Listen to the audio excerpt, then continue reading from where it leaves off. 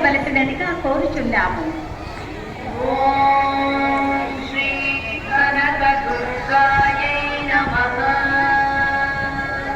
భక్తులకు సూచనలు.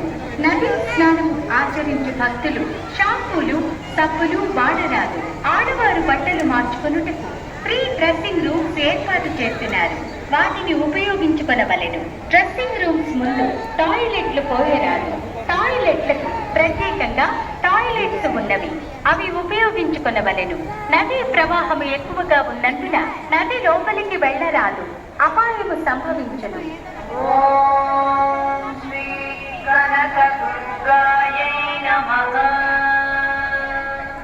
దొంగలు ఉంటారు, జాగ్రత్త.